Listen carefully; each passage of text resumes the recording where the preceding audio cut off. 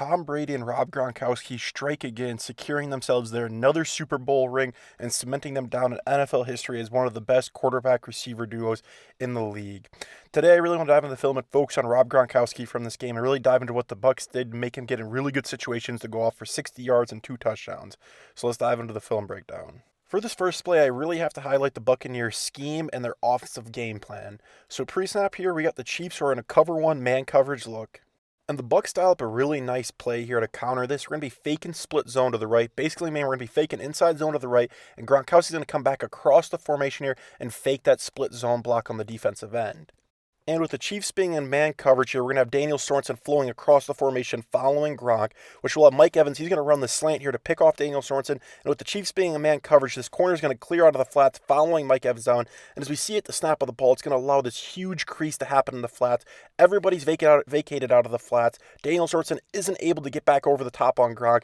Brady's going to make an easy dump off here. Gronk's going to walk in for an easy touchdown. Once again, I'll let the play roll from the top just so we can see it happen at full speed. But this is great calling by the Buccaneers offense. This is a great execution by two veteran players that dominate on the biggest stage. Jumping into this next play, I want to keep the spotlight on Rob Gronkowski, and this time I really have to highlight how the Buccaneers' run game really allowed for some big shots by Gronkowski down the field. Pre-snap here, we got the Chiefs are going to be running a defensive look of a cover one robber roll. Once again, we're going to have Daniel Sorensen one-on-one with Gronkowski. And offensively, we're going to be faking inside zone to the left, and Gronk's going to be running this seam shot right down the middle of the field. And at the snap of the ball, really focus on how these middle field defenders are influenced by the run action here. As we freeze the frame, look at Daniel Sorensen. He stepped up expecting run here. We see the safety here circled in white. He's bracketing over the top to give help to Mike Evans' side. And now we got this whole middle of the field vacated here. Gronkowski's wide open. Brady does what he does best. Throws an accurate ball, hits Gronkowski on the run here. Another big shot play, another big gainer here. This is the ability from an offense being able to run, to open up the passing lanes, and just complete domination on the offensive side of the ball. And as we flip to the tight shot here, this is a really good example. Look at Daniel Sorensen. Look how late he is to bail back out to Gronkowski's going up the seam.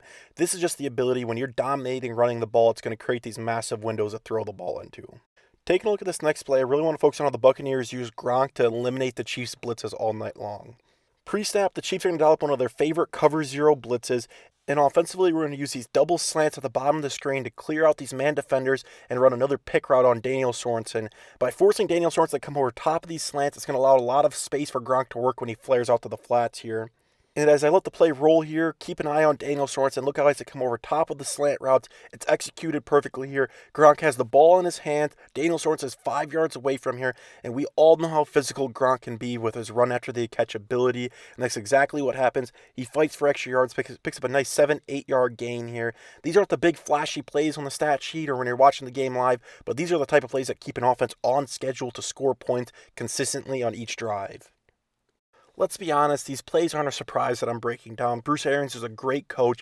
That Buccaneers offensive staff created an incredible game plan to scheme Gronkowski open, but he also is just a physical athlete who, for his size, is freakishly athletic and he can make plays in open space. We all know this. I can keep breaking down the tape, but it's the same story year after year. We've seen Rob Gronkowski and Tom Brady continue to dominate, and we all know why. Gronkowski's a freaky athlete with freaky athleticism. So like I said, it's no secret Rob Gronkowski has incredible physical traits, but I do have to put a quick spotlight and a quick note on Gronkowski's effort and his ability to never give up on a play. For an example, like his second touchdown from the Super Bowl, there's a play where Tom Brady had incredible protection in the pocket, and it really wasn't many shots open downfield, but Gronkowski kept working, and he flat out outworked the corner that he was against because the corner basically gave up on the play, and Gronk cut right back inside, and he was able to catch an easy touchdown for it. This is another thing that makes Rob so special, is his effort on each play. He never gives up. He keeps fighting to get open, and especially in the run game, that's another area you have to highlight of Rob Gronkowski as a person. He consistently, year after year, gives phenomenal effort in the run blocking area, and it really bolsters offenses and really opens things up down the field when you have a tight end that can block at such a high level that Rob Gronkowski does.